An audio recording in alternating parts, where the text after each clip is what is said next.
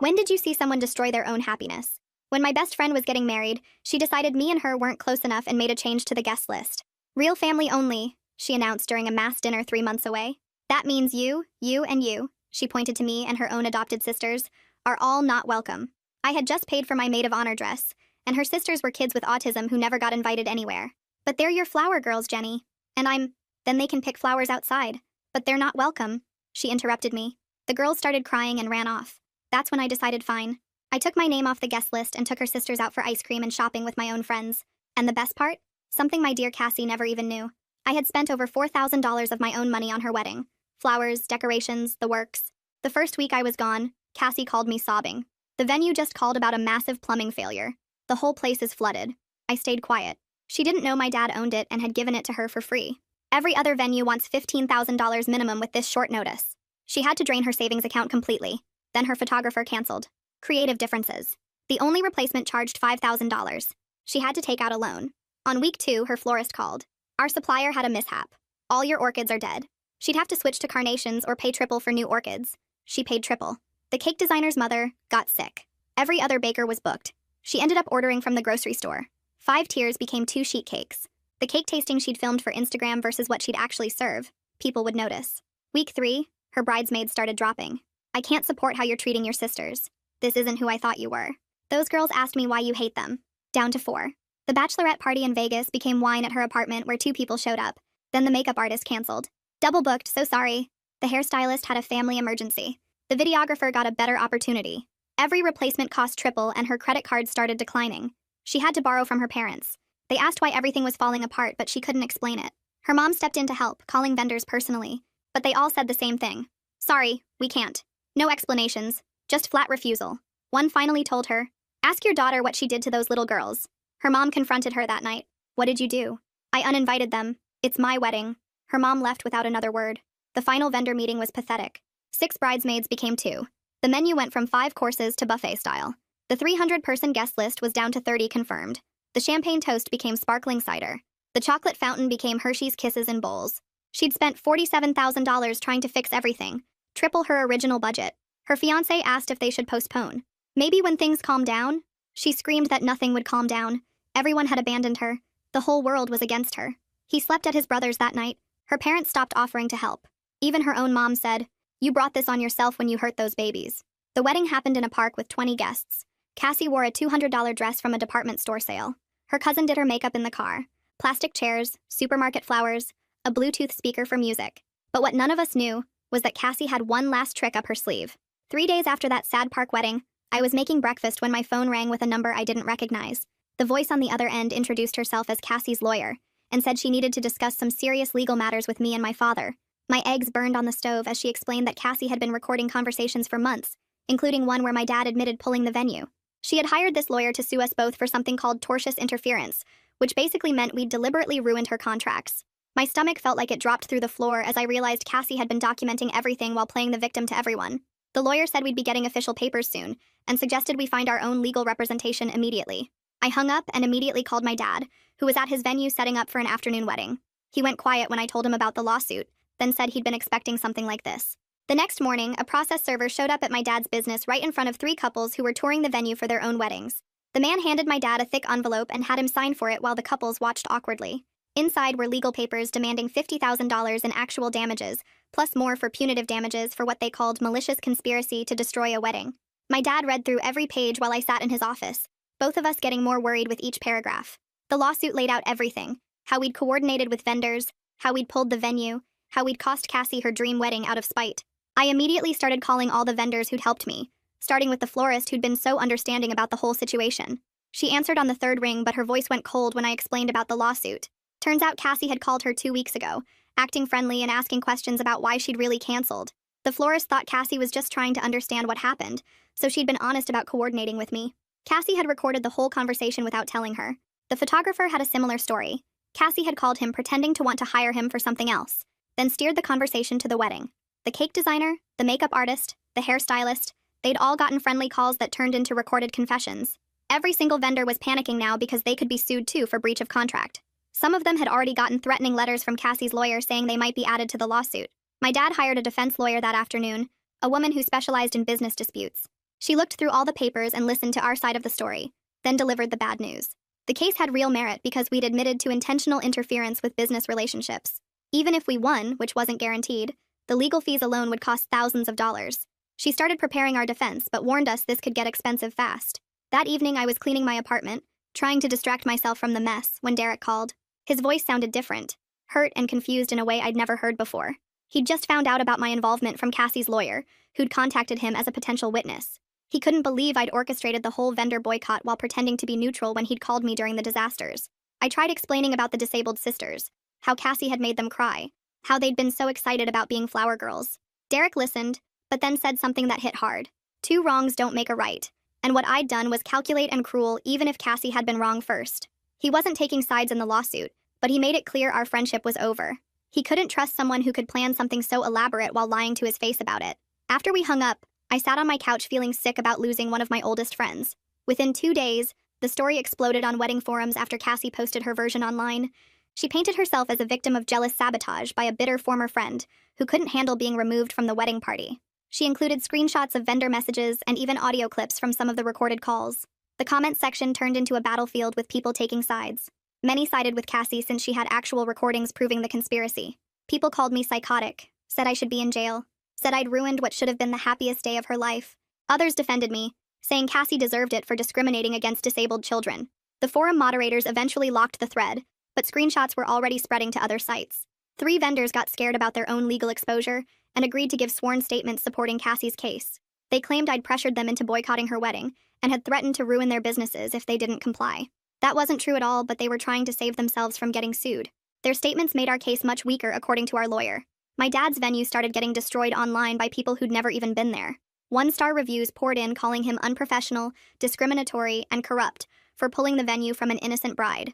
He tried reporting the fake reviews, but the damage was spreading. Bookings for next season dropped by 30% within a week as couples canceled their deposits. His business that he'd built over 20 years was taking serious damage. Then something unexpected happened when Adriana Silva reached out through social media. She'd been Cassie's lead bridesmaid before quitting and wanted to help our case. She had text messages where Cassie had called her adopted sisters embarrassing burdens who would ruin the wedding photos. There were worse things too.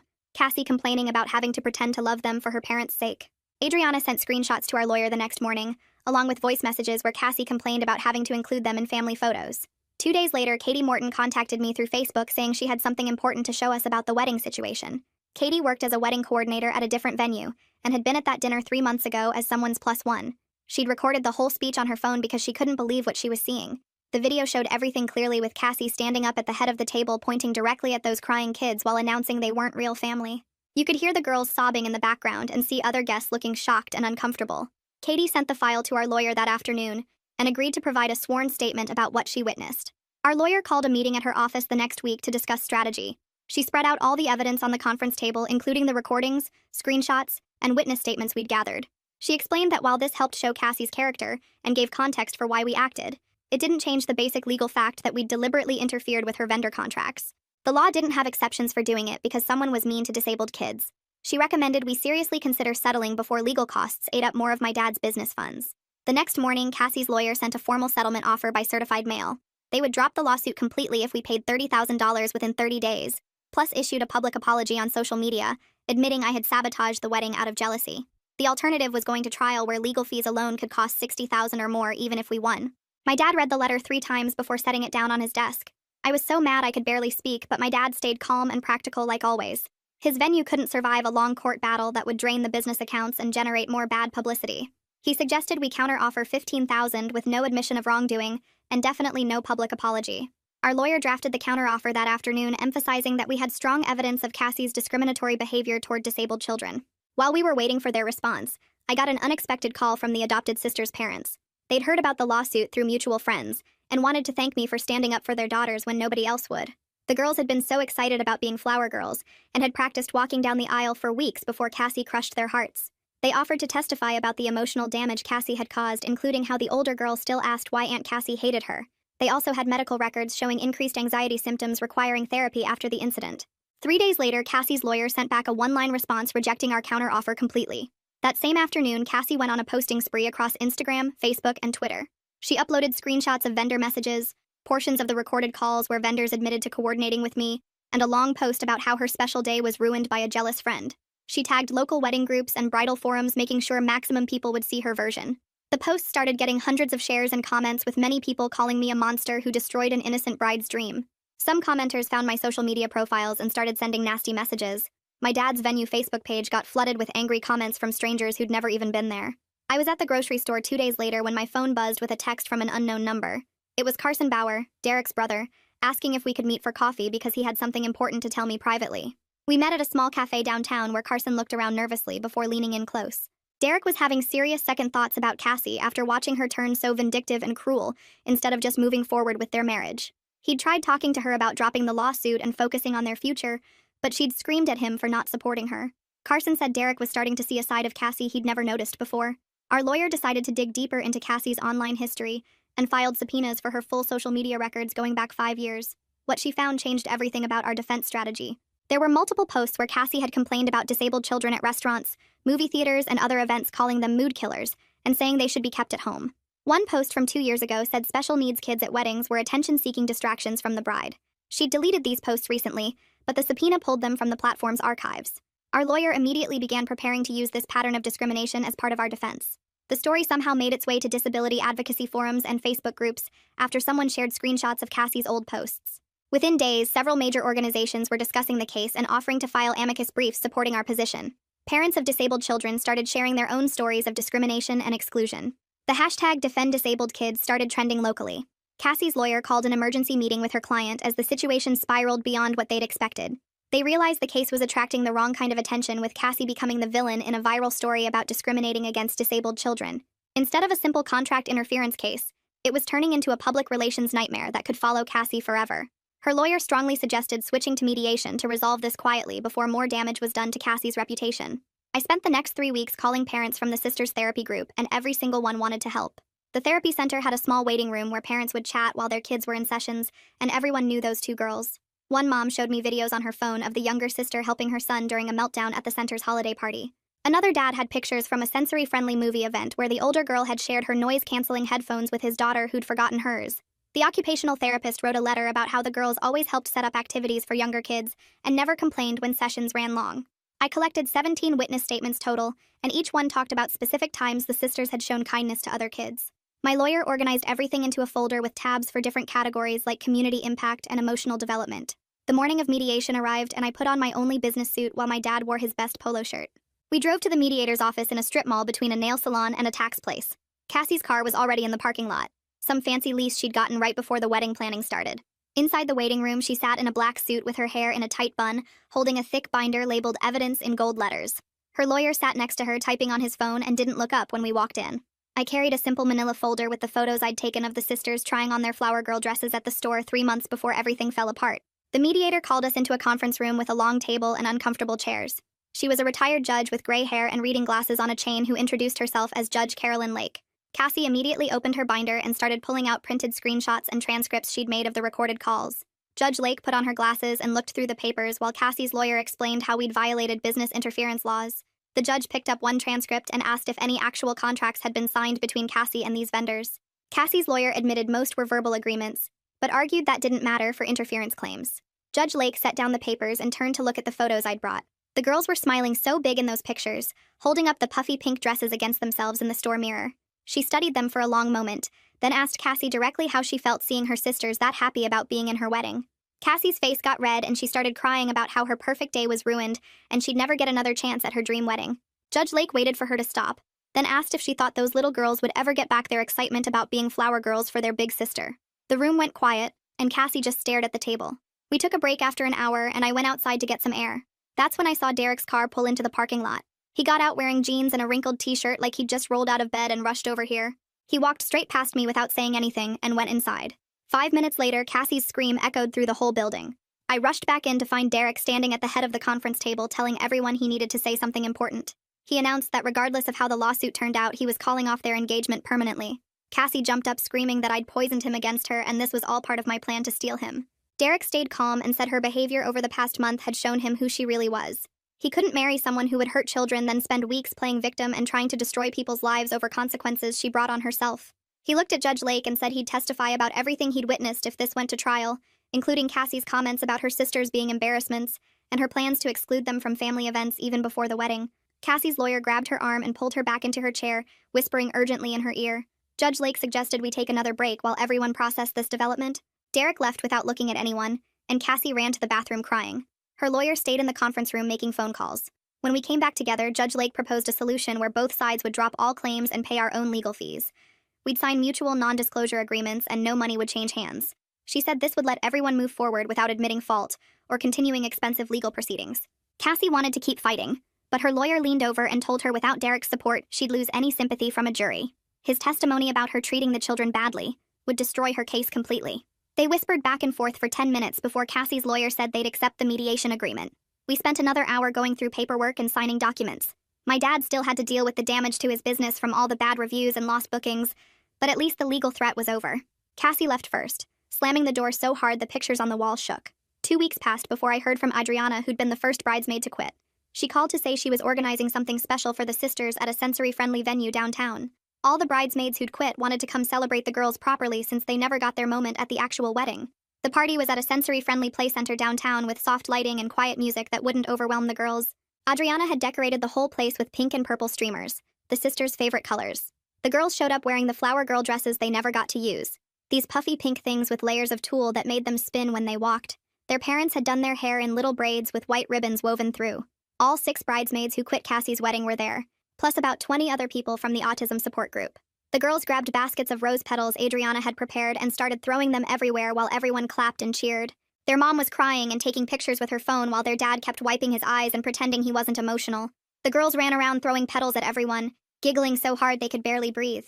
We had a cake shaped like a flower basket, and the girls got to cut it together with a plastic knife while everyone sang. They danced to Disney songs and showed off their dresses to anyone who would look. By the end of the party, both girls had fallen asleep in their dad's arms, still clutching leftover rose petals in their little fists. That night, Derek texted me a long message saying he wanted to thank me for showing him who Cassie really was, even though I hadn't meant to. He said he was in therapy now dealing with how he'd missed all the red flags for so long. He couldn't believe he almost married someone who would treat kids that way. Over the next few weeks, my dad's venue started getting bookings again as wedding season approached, and people forgot about the drama. Some of the vendors who'd helped me boycott Cassie's wedding became regular customers, sending all their clients to my dad's place. The florist started doing all our arrangements at cost. The photographer gave us priority booking. Word spread that we stood up for those kids, and suddenly we were the good guys in the wedding community. I heard from mutual friends that Cassie had packed up and moved to another city for what she called a fresh start. Her social media went completely private, and she stopped posting about the wedding or anything related to it. The friend who told me said Cassie was telling people in her new city that her wedding was small and intimate by choice. I started going to the Sisters Autism Support Group meetings every week to help plan events that included everyone. We organized sensory-friendly movie nights and quiet hours at the local museum. It felt good to use my planning skills for something that actually mattered. The parents in the group treated me like family and always saved me a seat at meetings. 3 months passed, and Carson called me out of the blue to share some news. Derek had started dating Katie, the wedding coordinator who'd provided the footage of Cassie pointing at the crying girls. They'd bonded over their shared disgust at how Cassie had acted. Carson said they were taking things slow, but Derek seemed happier than he'd been in years. Katie understood what he'd been through and didn't judge him for missing the warning signs about Cassie. A week later, Cassie's mom showed up at my apartment with a box of cookies and red eyes from crying. She wanted to apologize for everything her daughter had done and for the lawsuit that almost happened. She'd been donating to autism charities every month trying to make up for what Cassie did to those girls. She said she couldn't sleep at night thinking about how her daughter had turned out and where she'd gone wrong as a mother. I told her it wasn't her fault, but she shook her head and said she should have seen the signs earlier. Meanwhile, the 3 vendors who'd testified against me in their statements started losing business fast. Word travels quick in the wedding industry, and everyone knew they'd turned on someone defending disabled kids. The florist who'd given a statement lost her biggest corporate contract. The makeup artist had 3 brides cancel in 1 week. The DJ couldn't book a single wedding for the next season. People in our industry have long memories, and nobody wanted to work with vendors who'd betray someone standing up for children. My dad decided to implement a new policy at the venue where we'd offer free space once a month for inclusion-focused events. The first event was a birthday party for a kid with Down syndrome whose parents couldn't afford a venue. The local news picked up the story, and suddenly we were booked solid for the next year. Companies wanted to hold their events at the venue that stood up for disabled kids. Brides loved the idea of getting married somewhere with values. The free monthly events actually brought in more paying customers than we'd ever had before. 6 months after everything went down, Carson called me again with more news. Derek and Katie were planning their own wedding, something small with just family and close friends. Carson laughed and said at least this time he knew the bride wasn't secretly horrible. He asked if I wanted to come since I'd inadvertently brought them together. The wedding would be simple, nothing like what Cassie had originally planned. Just 50 people who actually cared about them in my dad's venue with real flowers and homemade food. Katie had already asked if the sisters could be flower girls, and their parents had cried when they heard. The girls had been practicing throwing petals in their backyard for weeks, their mom told me. They wanted to do it perfectly this time, and kept asking when they'd get to wear their pretty dresses again. 6 months passed before I saw anyone from Cassie's old friend group at the grocery store near my apartment. The former bridesmaid was buying wine and almost dropped the bottle when she spotted me by the frozen foods. She grabbed my arm and pulled me toward the bakery section where nobody could hear us. She told me Cassie had moved 3 states away and was already engaged to some guy she met on a dating app who had no idea about the wedding disaster or what she did to those kids. The guy was apparently loaded and planning some huge destination wedding in Mexico. I stood there holding my frozen pizza and felt bad for this poor guy who had no clue what he was getting into. But then remembered how getting involved with Cassie's life had almost cost my dad his business, and decided this wasn't my problem anymore. The bridesmaid said Cassie was telling everyone in her new city that her first wedding was small by choice, and that she'd cut toxic people from her life, including her adopted sisters, who she claimed had behavioral problems. I paid for my groceries and left without asking for more details, because I'd learned my lesson about getting tangled up in Cassie's drama. 2 weeks later, the sisters' parents called and asked if I could come to the courthouse for something important. They wouldn't say what over the phone, but sounded excited, so I took the morning off work and drove downtown. The courthouse lobby was packed with their extended family, all wearing matching t-shirts with the girls' faces printed on them. The adoption finalization ceremony was happening that day, and they wanted me there as part of their chosen family, since I'd stood up for the girls when their own sister wouldn't. The judge read through the paperwork while the girls bounced in their seats wearing new dresses their grandma had bought them. When the judge signed the final decree making them officially sisters forever, the whole courtroom erupted in cheers, and the girls ran around hugging everyone, including the bailiff who was trying not to cry. Their mom pulled me aside afterward and said they considered me an honorary aunt now and expected me at every birthday and holiday from now on. That same afternoon, Derek called and asked if I could meet him and Katie at a coffee shop because they had something to ask me. They were planning their wedding for next spring and wanted me as a bridesmaid since I had experience handling wedding disasters and knew how to deal with vendor drama if anything went wrong. Katie laughed and said she'd already checked with all the vendors to make sure none of them had issues with me after the Cassie situation. I accepted immediately, and they handed me a simple navy dress they'd already bought in my size because they knew I'd say yes. The wedding would be small with just 50 guests at my dad's venue, with the sisters as flower girls doing the job they should have done the first time. Almost a year passed before anything else happened with the whole situation. My dad's venue had been doing the monthly inclusion events for disabled kids and families for over a year when the city announced their community awards. The venue won the Inclusion Award with the presentation specifically mentioning how sometimes good things come from bad situations without naming Cassie directly. My dad had to give a speech and talked about how seeing those 2 girls cry had changed his whole perspective on what his business should represent. The local paper ran a story with a photo of him surrounded by kids from the autism support group who'd had birthday parties at the venue for free. 3 days after the article ran, I got a Facebook message from someone I didn't know, claiming Cassie was spreading lies about me in her new city. The message said Cassie was telling people I'd sabotaged her wedding out of jealousy, and that I'd manipulated her disabled sisters against her. I read it once, then deleted it and blocked the sender because I was done with that chapter of my life completely. The autism support group president called the next week, asking if I'd speak at their annual fundraiser about the importance of standing up for vulnerable children. I agreed, but made it clear I'd only focus on the positive outcomes like the inclusion events and the community that had formed around supporting these kids. The fundraiser was held at a hotel ballroom with 300 people who'd each paid $75 to attend. I kept my speech short and focused on how one moment of standing up for what's right had created a ripple effect of positive change in our community. Derek and Katie's wedding day arrived on a perfect Saturday in May, with clear skies and a light breeze. The venue looked beautiful with simple white flowers and string lights that Katie had hung herself the night before. The 50 guests were all people who genuinely loved the couple, with no obligation invites or distant relatives who barely knew them. The sisters wore purple dresses and had practiced their flower girl walks. So many times their mom said they did it in their sleep. When the music started, they walked down the aisle throwing petals with huge smiles while everyone took pictures and cheered them on. Katie had given them special baskets with their names embroidered on them that they clutched like treasures. Watching those girls finally get their moment as flower girls with everyone smiling and celebrating them made my chest tight with emotion. This was what weddings were supposed to be about, with real joy and love instead of perfect Instagram posts and showing off for strangers. My dad stood next to me during the ceremony, and I saw tears running down his face when the sisters threw their last petals and ran to sit with their parents. He leaned over and whispered that seeing those kids so happy made all the legal fees and drama worthwhile, because his venue had never felt more like a place of real love than it did right then. The reception moved to the covered patio area where Derek stood up and clinked his glass for attention while everyone turned to watch him. He started talking about friendship and loyalty, and then looked straight at me, saying I was the kind of friend who did the right thing even when it cost me everything. The room got quiet as he explained how integrity meant standing up for vulnerable kids even when it got complicated and expensive, and thanked me for showing him what real character looked like. People started clapping, and the sisters ran over to hug me while their parents wiped tears from their faces, and my dad squeezed my shoulder. Katie threw her bouquet during the traditional toss, and when she caught it herself on purpose, she walked straight to the sisters and placed it in their hands together. The girls squealed and jumped up and down, showing everyone their prize, while the photographer snapped pictures and guests cheered louder than they had all day. The younger sister held the flowers up to her nose and announced they smelled like happiness, which made everyone laugh and cry at the same time. 2 years went by without any drama, and I focused on my job and volunteering with the autism support group every month. Then one afternoon, Adriana called me out of nowhere, saying she heard through mutual friends that Cassie's second engagement had crashed and burned spectacularly. Apparently, the new guy's sister was a special education teacher who did some digging after meeting Cassie and found the old lawsuit documents online. She showed her brother everything, including the part about Cassie calling disabled children mood killers and embarrassing burdens on social media. He broke up with her that same day and told everyone in their friend group exactly why he was calling off the engagement. Cassie had to move cities again because word spread fast in their social circles about what kind of person she really was.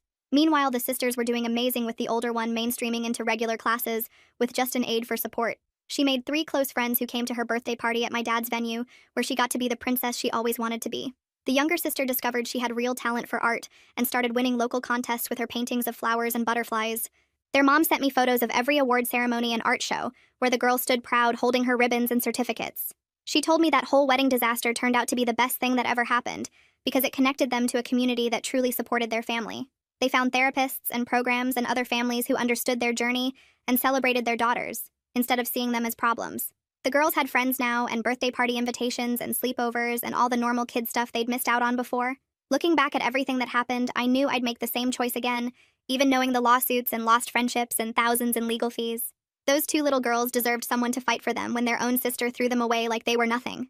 Sometimes doing what's right means dealing with messy consequences and accepting that not everyone will understand or approve of your choices. But watching those kids bloom into confident, happy girls who knew they were loved and valued made every hard moment worth it completely. Well, folks, that was definitely a journey. Appreciate you being here and wandering through it all with me. Until we meet again, take care. Like the video, it helps more than you think.